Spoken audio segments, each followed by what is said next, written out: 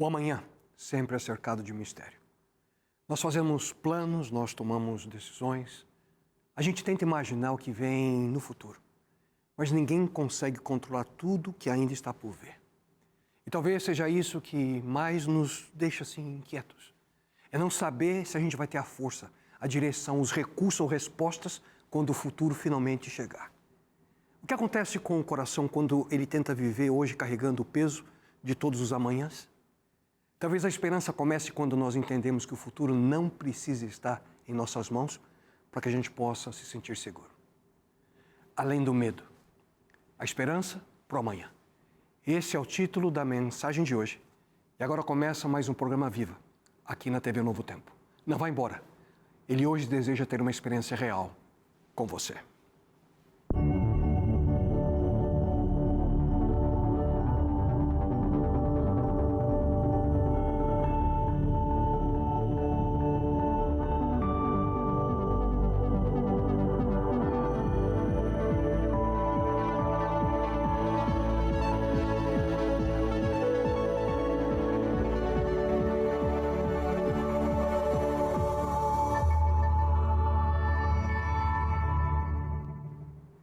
Olá você, Além do Medo.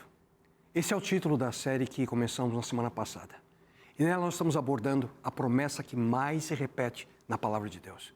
A afirmação, de maneira direta ou indireta, que Deus faz a nós. Não temas. Não tenha medo. Mas como? Simples. Ele diz para nós, confie em mim. Na primeira mensagem dessa série nós falamos sobre as 3 verdades básicas a partir das quais nós podemos construir a vitória sobre os nossos temores. E quando nós falamos sobre medo, você sabia que todos nós, como seres humanos, nós nascemos com apenas 2 temores? Todos os bebês, praticamente, eles têm medo apenas de 2 coisas quando nascem. É o medo de cair, que é algo natural, e o medo de sons altos. O que isso significa? Significa que todos os outros tipos de medos e ansiedades que nós temos, nós adquirimos com o tempo. Ou melhor, a gente aprende. E em muitos casos a gente parece que aprimora, né, com o passar do tempo. Por que essa informação é importante? A boa notícia é que se você aprendeu, você pode desaprender. Aquilo que nós aprendemos a carregar durante a nossa vida, nós podemos deixar ao longo da jornada. E que maravilhosa notícia é essa, não? Os temores que eu e você aprendemos a ter podem ser vencidos. Eu lembro quando me casei, a Nereida, minha esposa, ela tinha medo de escuro. E ela não conseguia dormir de maneira alguma, sempre tinha que ter alguma coisa iluminando o quarto. 35 anos depois, ela não se importa mais. Aprendeu. Muito daquilo que a gente aprende na vida, que nos causa medo e ansiedade, principalmente na dimensão espiritual, ouça com atenção, não é real, não é verdade. Mas na realidade, que grande parte dos temores que nós temos nunca foi e será real, incluindo o medo sobre os aspectos do futuro. Por que será que a gente tem medo do futuro? Hein? Uma das principais razões é que simplesmente nós não sabemos o que ele vai trazer para a gente. Esse é o medo do desconhecido. Em realidade, ninguém pode afirmar com certeza o que vai acontecer no futuro. O conhecimento humano ele vai se desenvolvendo de maneira extraordinária em nossos dias. Nós podemos aí fazer transplantes de órgãos, e por meio da robótica, hoje, cirurgias são realizadas em que o doutor está num continente e o paciente em outro. A gente explora o espaço, as profundezas ali do oceano. Nós nos tornamos doutores em tantas áreas, porque a gente continua o desenvolvimento ali do conhecimento, queremos saber mais. E hoje, com o crescimento sem precedentes da inteligência artificial, sequer a gente sabe onde é que nós vamos chegar com o desenvolvimento dessa nova tecnologia nos próximos anos. Mas a gente não sabe o que vai acontecer no futuro. Quando a gente olha ao nosso redor, o que a gente tem? Incertezas do momento que a gente vive. E o maior problema é que inconscientemente a gente tenta, mesmo com a incerteza, controlar o futuro. E sabe quais são os resultados quando a gente vive dessa forma? Angústia, preocupação, ansiedade. Mas o que nós encontramos aqui na Palavra de Deus quanto ao futuro? Há pelo menos, queridos, 3 fatos indiscutíveis sobre o futuro que eu gostaria de compartilhar com você nesse momento. Fatos em relação ao futuro que nós encontramos na Palavra de Deus. O primeiro deles é que Deus sabe tudo o que vai acontecer. No Novo Testamento, no livro de Hebreus, nós encontramos a seguinte afirmação: não há nada que se possa esconder de Deus. Em toda a criação, tudo está descoberto e aberto diante dos seus olhos. Você percebe? Deus pode ver qualquer coisa. Ele não é limitado pelo tempo. A perspectiva de Deus sobre o tempo é bem diferente do que a nossa. Imagine comigo, quando você tenta, por exemplo, em uma estrada sinuosa, tentar ultrapassar um carro lento à sua frente, mas você não enxerga a curva. Que diferença faria se você tivesse nesse momento, quem sabe na telinha ali do seu carro, a imagem de um drone olhando por cima? E esse olhar por cima daria para você a certeza ou não se você pode avançar ou se você precisa parar. Essa é a perspectiva de Deus. Ele vê a história humana do alto. Da sua perspectiva, ele pode ver todas as coisas. Portanto, a perspectiva de Deus é sempre maior, sempre mais elevada do que a nossa. Ele sabe o que é melhor. Portanto, pergunte para ele qual é o melhor caminho para você seguir. Por essa razão, nunca se esqueça. Não há nada que nós possamos esconder dele. Davi afirma em um dos mais belos salmos: antes mesmo de o meu corpo tomar forma humana, tu já havias planejado todos os dias da minha vida. Cada um deles estava registrado no teu livro. Eu queria que você prestasse atenção muito bem nessa palavra, antes. Deus viu você antes do seu nascimento. Quando você ainda estava ali no ventre da sua mãe, Deus já sabia cada detalhe da sua vida.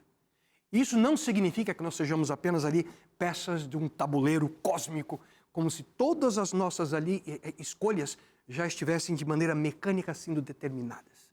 Deus tem um propósito para a nossa vida desde o nosso nascimento, só que Ele não nos força a seguir o seu propósito. Ele conhece o futuro, mas respeita o seu e o meu livre-arbítrio. Ele sabe o caminho, mas Ele ainda nos chama e nos dá a oportunidade de escolher caminhar com Ele. O livre-arbítrio, em nada mais é, queridos, algo que não vai mudar o fato em si, mas é um dos importantes aspectos da nossa relação com Deus e com o futuro. Deus, Ele sabe tudo que vai acontecer, por uma simples razão. Porque Ele é Deus. Já o segundo fato é a maravilhosa realidade de que Deus tem um plano para o seu futuro. Ele não apenas conhece o futuro, mas Ele também tem um plano único para cada um de nós. Ouça só o que o próprio Deus declara. Porque sou eu que conheço os planos que tenho para vocês. Planos de fazê-los prosperar e não de lhes causar dano. Planos de dar-lhes esperança e um futuro. Planos. Prosperar. Esperança. Futuro.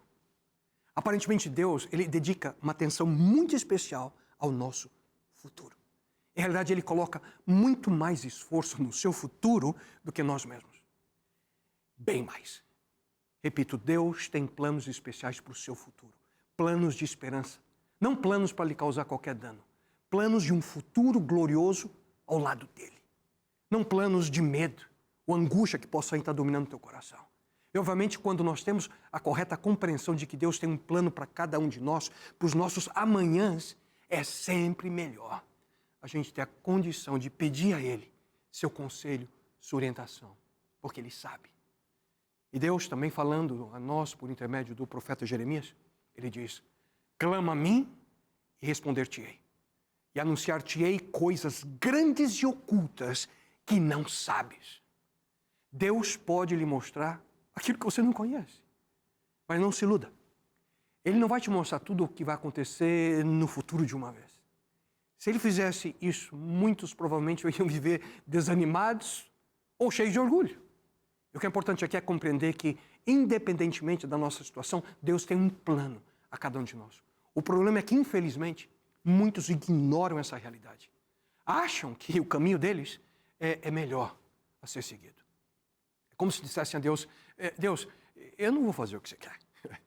Eu vou fazer o que eu quero. Eu prefiro o meu caminho, ao invés do seu.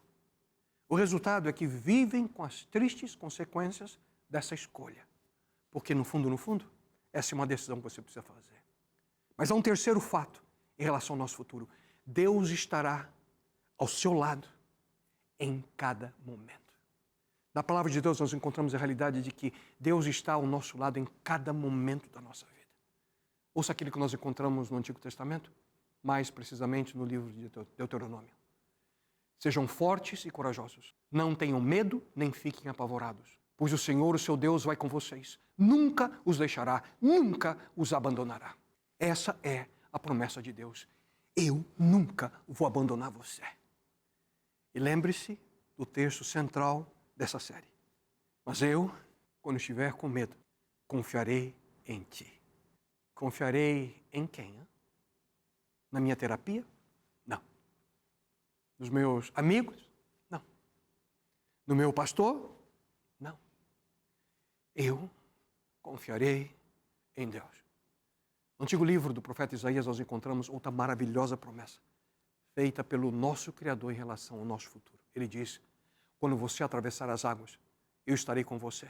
Quando vocês atravessarem os rios, eles não o encobrirão. Quando você andar através do fogo, não se queimará. E quem sabe você também se sinta andando pelo fogo das provações, do sofrimento, das dificuldades, e as suas perspectivas para o futuro não trazem qualquer esperança de mudança ou de alívio nesse momento. Quem sabe você se encontra nesse exato instante, diante daquela situação que invariavelmente traz para você medo. E você pergunta: o que eu faço agora? Tenha uma certeza. Não importando a sua situação, Deus estará sempre ao seu lado. Nenhum de nós pode prever com exatidão os problemas que a gente vai enfrentar no futuro. Só que uma coisa é certa: Deus estará ao seu lado. Ele está ao seu lado nesse exato instante. Portanto, esses são fatos irrefutáveis em relação ao futuro. Deus sabe tudo o que vai acontecer. Ele tem um plano especial para a sua vida e Ele estará com você em cada momento dessa jornada. E quando a gente fala sobre o futuro, muitas pessoas percebem que a grande questão não é apenas saber o que vai acontecer amanhã, mas saber em quem podem confiar hoje. Por isso eu quero apresentar a você a revista Esperança, Eu Creio. Esse material foi preparado para ajudar você a refletir, através da Bíblia, sobre as razões da fé, da esperança e da confiança que podemos ter em um Deus que conhece sua vida e continua conduzindo a história humana. E para você receber de maneira gratuita no seu lar esse fascículo, é só você mandar uma mensagem no nosso WhatsApp. O número é 12 98 244 4449 ou acessando através do nosso site novotempo.com/escola bíblica. E assim que o programa acabar, manda uma mensagem para a gente. Vai ser uma alegria imensa enviar esse material aí para você. Mas a pergunta, ela permanece. Qual a minha parte nisso tudo? O que eu preciso fazer para superar a preocupação com o amanhã? Afinal, como é que eu venço o medo do futuro? Na segunda parte dessa mensagem, eu quero compartilhar com os minutinhos que a gente ainda tem, quero compartilhar com vocês algumas decisões que podem ajudar você a vencer o medo quanto ao futuro. A primeira decisão que você precisa tomar é a seguinte: como vencer o medo do futuro? Entregue o controle da sua vida a Deus. Cada manhã, quando você acorda, você precisa decidir quem vai ter ali as rédeas que controlam a sua vida em suas mãos. Você ou Deus? Cada dia essa decisão precisa ser tomada uma vez mais.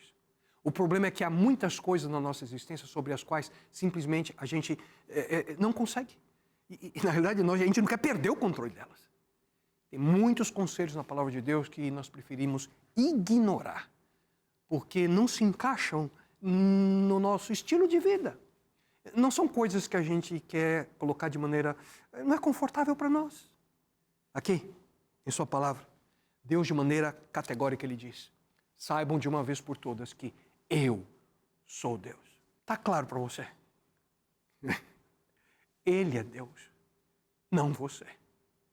Queridos, a primeira decisão para vencer o medo do futuro é deixar as rédeas da sua vida nas mãos de Deus, com a convicção de que Ele sabe o que é melhor para você e ponto final. E aqui nós nos deparamos com algo que é importante. Sempre que nós estamos diante de situações em que elas fogem do nosso controle, a gente tem medo, nós temos a tendência de ir para um dos dois extremos. Alguns, quanto mais fora de controle fica a situação, mais tentam controlar o incontrolável. Quanto mais medo, mais ansiedade, preocupação e insegurança sentem, mais controladores elas se tornam. Colocam ainda mais força na tentativa de controlar aquilo que escapa das mãos. O casamento, trabalho, sonhos que têm. Já o outro extremo, algumas pessoas quando se deparam com situações que fogem do controle, fazem exatamente o contrário. Desistem. Assim que se deparam com uma situação de aparente impossibilidade, já começam a distribuir convites para a sua festa de autopiedade. E essa festa geralmente só aparece um convidado. Você mesmo. Queridos, tanto uma reação quanto a outra não trazem a serenidade de que tanto precisamos. Em vez de ser um super controlador ou uma constante vítima da situação, você e eu, nós precisamos aprender a entregar o controle da nossa vida a Deus. Essa é a decisão de permitir que Deus seja Deus, aceitando o conselho que Tiago traz. Submetam-se humildemente a Deus. E quando vocês se achegarem a Deus, Ele se achegará a vocês. Já uma segunda decisão, a escolha para que você possa vencer o medo do futuro, é ajuste a sua atitude à situação. Essa é outra decisão que você precisa tomar, é aprender a ajustar a sua atitude independentemente do momento ou da situação. Em outras palavras, isso significa aprender a viver em contentamento mesmo diante de situações que você não pode mudar. Qual que é a solução então? Apenas uma coisa que você pode fazer diante de situações que você simplesmente não pode mudar. É ajustar a sua atitude ao sentimento, na realidade, da situação. É aprendendo a viver em contentamento, mesmo diante de algo que possa ser, quem sabe, impossível. O apóstolo Paulo, ele compreendeu muito bem o que isso significava. Queria que você ouvisse com atenção o que ele escreveu ao se aproximar do momento final da sua vida. Aprendi a adaptar-me a toda e qualquer circunstância. Sei o que é passar necessidade e sei o que é ter fartura. Aprendi o segredo de viver contente em toda e qualquer situação. Seja bem alimentado, seja com fome, tendo muito ou passando necessidade, tudo posso naquele que me fortalece. Interessante é que Paulo, quando ele escreveu esse texto, ele não estava numa situação de conforto. Ao contrário, ele estava em Roma, em uma prisão, acorrentado a um soldado romano, em um calabouço ali escuro, úmido, fétido. Ele sabia muito bem o que ele estava dizendo, cada uma das palavras. Porque independentemente da situação, Paulo, ele ajustou a sua atitude. E ele aprendeu a viver em contentamento.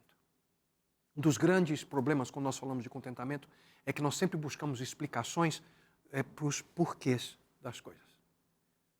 Como Deus não conta em detalhes cada pormenor das coisas que acontecem ao nosso redor, ou o que vai acontecer no futuro, a gente sofre com o medo que isso vai gerar em nós. E fazer uma pergunta, né? Por que Deus? Por que o Senhor não me explica agora? Por que o Senhor não me apresenta as respostas que eu tanto preciso para continuar? Querem saber por quê? Porque, de certa forma, Deus está ali, quem sabe, nos testando. Ele está testando você para ver se você deixa o controle da sua vida nas mãos dele ou se você tem disposição para ajustar a sua atitude a fim de aprender em contentamento, mesmo sem todas as explicações que você imagina serem necessárias. E você permite que ele controle, não você. E muitas vezes nos esquecemos de que a explicação, se é que nós a entenderíamos, por si só, a explicação nunca tira dor. Pensa comigo. A gente está com dor, a gente vai ao médico, ali fazemos os exames, só que fazer o exame não tira a dor. Apenas a explicação que o médico dá para você não resolve o problema. E, queridos, me permitam perguntar. O que realmente precisamos quando o medo, a ansiedade, a preocupação surge diante de nós? O que você e eu realmente precisamos não é da explicação de Deus. O que nós precisamos é ouvir o carinhoso lembrete que Ele nos dá. Ele diz para você e para mim: não tenha medo, confie em mim. O que nos leva à terceira decisão que você precisa tomar. Confie seus planos a Deus. Muitos dos nossos planos mudam constantemente. A vida já te ensinou isso, não? E é por essa razão que a Bíblia também diz: descanse no Senhor, espere pacientemente pela sua ação. E é isso que eu e você precisamos fazer. É descansar aqui, querido. Não significa, na realidade, descansar, ficar de braços cruzados esperando por uma solução. Não, nada disso. Significa confiar, significa acreditar naquilo que Ele tem preparado para nós. E a questão aqui é que nós temos planos, mas nós também temos problemas. E os nossos problemas geralmente mudam nossos planos, simples assim. Pense comigo, queridos, quando no procedimento, por exemplo, de aterrissagem, em qualquer grande aeroporto no mundo, não? Como é que funciona? Em termos simplistas, um avião desce um atrás do outro. E para que isso possa acontecer, os aviões aterrissando, é necessária a ação direta de um controlador de voo. É aquele que lida, na realidade, com a prioridade. Ele sabe quem que tem que pousar primeiro. E algo muito semelhante acontece com os nossos problemas. Porque quando a gente aterriza o problema número 1, o problema número 2 se torna prioridade. E o problema 3 vai para o lugar do problema 2. E quando o problema 2 aterriza o problema 3, agora o problema 1, na realidade, ele vira o número 4. E o número 2 é que vira o 5 e que, na realidade, vira o 3. Queridos, essa questão não é de lógica. Muito menos de controle aéreo. Isso é a vida. Prioridades. Onde é que eu vou focar minha atenção? Enquanto você viver, você é forçado a pousar seus aviões. Quando você tira a atenção de um problema, surge outro. Mas a pergunta que eu tenho para você é: quem é o controlador de voo da sua vida? Você ou Deus? Muitos não percebem que grande parte dos temores que vêm é resultado direto da sua tentativa de lidar com cada um dos seus problemas sozinhos. É problema no trabalho, problemas na escola, nos relacionamentos e assim por diante. A gente se desespera porque queremos controlar sozinhos. E por que, afinal, nossos planos não funcionam? Ou melhor, por que nós temos tantos problemas? Há pelo menos aí 3 razões básicas. Primeiro, que a gente faz escolhas erradas. Nem sempre nós usamos o nosso tempo com sabedoria. Nem sempre a gente usa o nosso dinheiro também de maneira sábia. A gente não se alimenta de maneira adequada. A gente não descansa como deveríamos. Escolhas erradas. Segundo ponto é que nós temos um inimigo, queridos, que constantemente deseja nos destruir. Antes mesmo de iniciar o nosso dia, ele já planejou. Como é que vai desviar a minha atenção daquilo que é prioridade, que é andar com Deus.